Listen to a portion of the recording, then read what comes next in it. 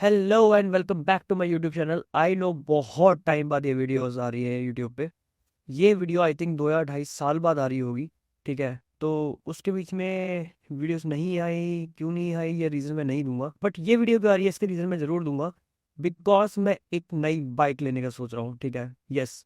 तो अब मैं प्लान कर रहा हूँ एक नई बाइक का। अभी मैं दो बाइक के बीच में कंफ्यूज हूँ, that is Royal Enfield Himalayan 450 and KTM 390 adventure X plus.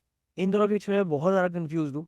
मैं इन दोनों की टेस्ट ड्राइव लेके आया हूँ। मैं एक अपने दोस्त के साथ गया था। ठीक है, तो वो कंपैरिजन वीडियोस में इसके अंदर डालने वाला हूँ। मैं अपने फ्रेंड गौरव के साथ गया था, तो हम दोनों ने ये दोनों बाइक चलाई है। ठीक है, वो कल आएगा तो मैं इसके बारे में कंपेयर कराऊंगा। तो दूसरी बात ये कि हम दोनों ने टेस्ट ड्राइव ले चुके हैं, मैं इसके दोनों के बारे में बिल्कुल सोच चुका हूँ।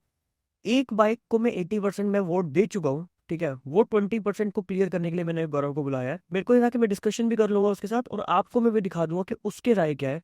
और हालांकि अभी इस चीज पे थोड़ी सी डिस्कशन कर चुके हैं, बट एक 100% पे आने के लिए ये वापस से डिस्कशन करना बहुत जरूरी है, तो वो मैं दिखाऊंगा। बट उससे भी पहले एक काम ऐसा जो बहुत टाइम से पेंडिंग था, आई थिंक 2 महीने से पेंडिंग था, वो ये है कि जेप्टो का ये डब्बा आया था। ठीक है, या आई थिंक कोई 700 800 पता नहीं 600 कुछ तो अमाउंट थी। अगर उससे ज़्यादा करते थे तो ये एक ऐसे पूरा बॉक्स आया था। मेरे को ये था मैं जब भी अपनी वीडियो बनाऊंगा इतने बड़े ब्रेक के बाद तो मैं इसकी ज़रूर अनबॉक्सिंग करूंगा। तो इसमें ज़रा देखते हैं क्या क्या है। मैं पहले कटर देखता हूँ, कटर में पड़ा है। ओह, थोड़ी सी जगह बना लेते हैं। मतलब ये कोई वीडियो का पार्ट नहीं है, बट मेरे को वैसे ही मज़ा आ रहा था कि मेरे का चलो एक छोटा सा सेगमेंट हो जाएगा। ठीक है, तो देखते हैं इसमें क्या क्या है।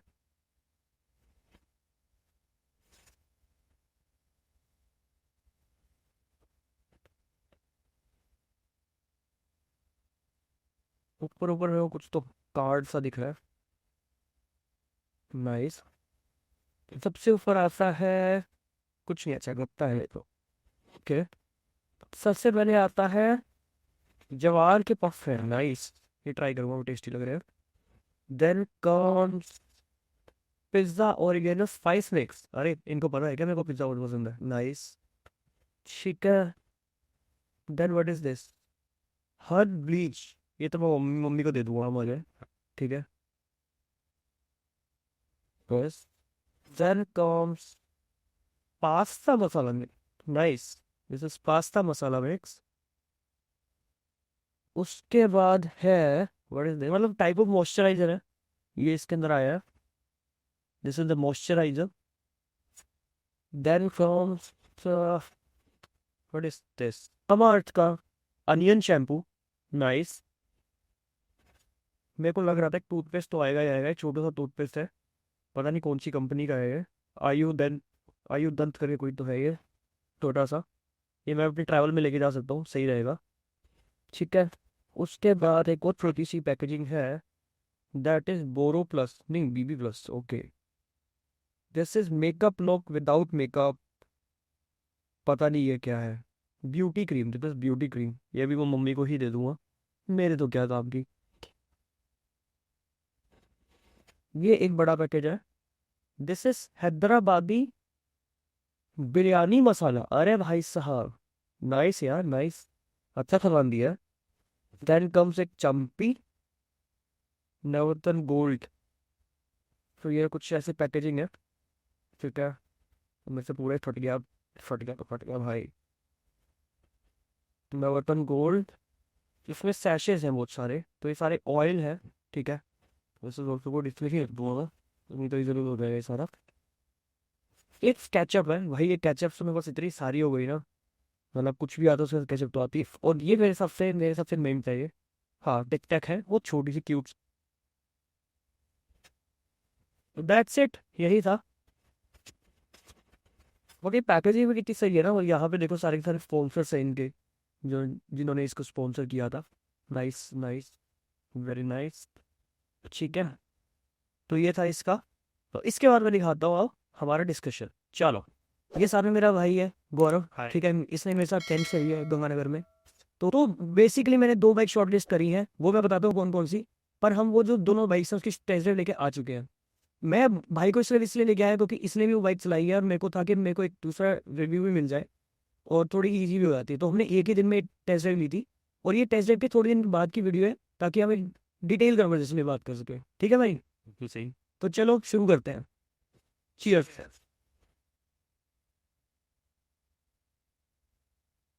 हाँ हाँ, दिक्कत ना करो, टाइम से ठीक है। तो शुरू करते हैं। मेन चीज ये है कि मैं अपना यूजेस बता दूं, ठीक है। जैसे भाई के पास कौन सी बाइक है? मेरे पास अपाचे RTR 2। तो तूने वो बाइक क्यों ली, उसका यूजेस मेन क्या था? देखिए यार, वो उस बाइक का लेने का जो मेन यूज़ था मेरा, कि मुझे डेली कम्यूट चाहिए था, डेली कम्यूट बाइक चाहिए थी। बट डेली कम्यूट के लिए हम ऑलरेडी नीचे भी जा सकते थे, बट मैं नहीं किया क्योंकि मुझे 200cc में ही चाहिए था। ठीक है। और स्टाइलिंग भी तुम्हारी मैं स्टाइलिंग अच्छी करनी नहीं थी, लगी। तो कहीं ना कहीं वो बीच में लाई कर रहा था कि एक डेली कम्यूट के लिए भी हो जाए और बाइक का एक लुक भी निखर के आ रहा है। तो उस वजह से मैंने उस बाइक को प्रेफर किया। सिटी में चलाना, मैंने कभी टूर के लिए कभी नहीं सोचा था, बस सिटी में चलाना, कॉलेज आना जाना, बस इन सब चीज़ों के लिए लिया था। तो जैसे भाई ने बताया कि इसका जो यूजेस था वो बेसिकली कम्यूट के लिए था। तो कम्यूट में भी तुम देखते हो कि स्टाइलिंग कैसी है, प्राइसिंग कैसी है, वो सब चेक करते हो। तो मैंने अपने बहुत सारी टाइप के यूजेस देखे कि मेरे को किस टाइप की बाइक चाहिए। इससे पहले मेरे पास पल्सर 180 थी, वो भी मैंने कम्यूट के लिए ली थी। बट उस पर एक दो बार मैंने जब घूमा फिरा तो अब मेरे को चीज़ समझ आती है कि मेरे को एडवेंचर टूर बाइक चाहिए। तो इंडिया में जैसे अभी तक टॉप 3 ही बाइक्स मेरे को समझ आई है मेरे बजट के अंदर। सबसे पहले मैं अपना बजट बता देता हूँ। विद इन मेरे को 4 लाख के अंदर बाइक चाहिए थी। तो सबसे पहले जो मेरे पास बाइक मेरे दिमाग में आई थी वो थी सुजुकी V-Strom 250। सेकंड बाइक है हिमालयन, रॉयल एनफील्ड की हिमालयन 450, जो कि अभी 1-2 साल पहले ही नया वर्जन आया। और तीसरा है KTM की एक नई बाइक आई है 390 एडवेंचर एक्स प्लस। ठीक है। तो ये तीन मेरी बाइक्स थी। इसमें से जो V-Strom 250 थी ये मैंने स्टार्टिंग में रिजेक्ट कर दी थी, बिकॉज फर्स्ट ऑफ ऑल उसके लुक्स मेरे को पसंद नहीं आए थे। और सेकंड ऑल वो क्योंकि 250 थी और मैं अब बाकी जो दोनों बाइक्स हैं वो 450 सेगमेंट के अंदर आ रही थी, तो वो मैंने तभी रिजेक्ट कर दी थी। तो बची बाकी ये दोनों बाइक्स KTM। तो सबसे पहले शुरू करते हैं हम KTM के लिए, क्योंकि हमने KTM सबसे पहले ट्राई करी थी। तो KTM की ये जो नई बाइक आई है KTM 390 एडवेंचर एक्स प्लस, ये है सक्सेसर 390 एडवेंचर एक्स की। इसके अंदर कुछ फीचर्स और इम्प्लीमेंट हुए हैं, कुछ फीचर्स और ऐड हुए हैं, कुछ रिमूव हुए हैं। और बेसिकली ये बहुत ज़्यादा अब एडवांस्ड बाइक मानी जाती है। तो सबसे पहले बात करते हैं लुक्स के बारे में, ठीक है। तो भाई लुक्स किसकी ज़्यादा बढ़िया लगी, और लुक्स में मतलब क्या पॉइंट्स बोलोगे? देखो यार, लुक्स ना एक ऐसी चीज़ है जो बहुत सब्जेक्टिव है, बट अगर मैं अपने ओपिनियन के हिसाब से बोलूँ तो KTM की लुक्स, कलर ग्रेडिंग उसकी अच्छी है, जो ग्रैब करती है। हाँ हाँ। तो उसकी वजह से क्या होता है कि आपका रोड प्रेजेंस बढ़ जाता है। हिमालयन का मुझे रोड प्रेजेंस अच्छा लगता है, उसका एक स्टैंडर्ड कलर लगता है मुझे। हाँ, तो मेरे को भी एक्चुअली बेसिकली यही लगा था कि जो हिमालयन है वो थोड़ा सा प्रीमियम आ रहा है, बिकॉज वो मेटालिक है। बिल्कुल। और KTM थोड़ी सी प्लास्टिक बिल्ड है, तो हमको उसमें फंकी कलर्स भी दिखने को मिल जाते हैं। ठीक है, हिमालयन में तो कलर रेंजेस ज़्यादा है और उसमें इतना कम है, बट सबकी अलग अलग प्रेफरेंस होती है। सबके लिए ये मैं पहले हाँ, थोड़ा सब्जेक्टिव है। बिल्कुल। इसके बाद दूसरी बात आती कंफर्ट की। पहले मैंने KTM चलाया, ठीक है, और KTM चलाने पे ही मुझे फील हो गया था कि इसमें वाइब्रेशन बहुत ज़्यादा, उसके सीट का जो कुशनिंग है वो भी उतना बेटर नहीं लगा। हम सारी चीज़ें जो बता रहे हैं यहाँ पर, वो सारे के सारे पर्सनल ओपिनियंस हैं। बट मेरे को इसमें एक और मेरे को चीज़ ये ऐड करनी, क्योंकि बिकॉज मेरी हाइट थोड़ी छोटी है, तो मैं सीट हाइट के बारे में भी सोच रहा था। ठीक है। तो जो इसकी KTM की सीट हाइट थी वो एडजस्टेबल नहीं थी। ठीक। वो 825 mm की थी, कि शायद 835 mm थी। और हिमालयन की जो थी वो थी 825 mm से हम एडजस्ट करके 845 mm कर सकते हैं। और इसके अंदर हमको लोअर सीट वेरिएंट भी मिल रहा था, तो मेरे को थोड़ा कंफर्ट मिल रहा था। और जहाँ तुमने बात करी कि उसकी सिटिंग पोस्चर की और हैंडलिंग की, वो मेरे सेम रिव्यूज थे। तो और रही बात वेट की, तो वेट जो है वो KTM की जो वेट है वो रॉयल एनफील्ड से लगभग 17-18 किलो कम है। तो हैंडलिंग में वो दी जाती। है। ठीक है। तो सबसे पहले मैंने क्यों इसको चूज करी थी, क्यों हम इस पे टेस्ट लेके आए थे, बिकॉज ये बहुत ज़्यादा लाइट वेट थी और हैंडलिंग में मज़ा आया। बिल्कुल। हाँ, और दूसरी बात रही वाइब्रेशन की, जैसे तूने बोला कि वाइब्रेशन KTM में थोड़ी ज़्यादा थी, वो मेरे को भी सेम लगी कि जो हमारे फुट पैड्स हैं या फिर हमारे जो हैंडल बार्स हैं या फिर जो हमारा बम वाला एरिया है, उसके अंदर हमको वाइब्रेशन थोड़ी ज़्यादा मिल रही थी KTM के अंदर। जो रॉयल एनफील्ड की हिमालयन है उसके अंदर थोड़ी स्टेबिलिटी ज़्यादा है, और क्योंकि वो थोड़ी सी बल्कि लुक है और थोड़ा सा वेट इंक्रीज होने का एक वो प्लस पॉइंट बना देता है कि वो थोड़ा सा स्टेबिलिटी बढ़ाती है करेक्ट। और वाइब्रेशन थोड़ा कंट्रोल करती है। करेक्ट। इसके बाद लास्ट रही परफॉर्मेंस। परफॉर्मेंस में मुझे कुछ ज़्यादा डिफरेंस नहीं लगा। परफॉर्मेंस उसकी भी बहुत अच्छी थी और हिमालयन की भी अच्छी थी, KTM की और हिमालयन दोनों की अच्छी थी। बट हिमालयन मुझे इसलिए पसंद आया क्योंकि जो परफॉर्मेंस वो दे रहा है वो इन्हेंस कर देता है उसका बॉडी वेट। तो पर्सनली मुझे बहुत पसंद है कि जब आपकी बाइक बहुत हैवी, थोड़ी सी हैवी हो, और आप थ्रॉटल दे रहे हो और उसकी पावर भी है, तो वो एक कॉम्बिनेशन मुझे बहुत पसंद। हाँ, तो बेसिकली स्टेबिलिटी की बात हो जाती है, थोड़ा सा हाँ वेट बढ़ गया तो स्टेबिलिटी इंक्रीज होगी और तुम्हें थोड़ा सा कॉन्फिडेंस आ जाता है गाड़ी में। एग्जैक्टली। एक जो पॉइंट था जिसमें मैं थोड़ा सा लीन ऑन हो रहा था केटीएम के लिए, तो वो तो इसके फीचर्स। जो नई केटीएम एडवेंचर 390 एक्स प्लस आई है उसमें इतने सारे नए फीचर्स आ गए हैं। स्विच चेंज हुआ है।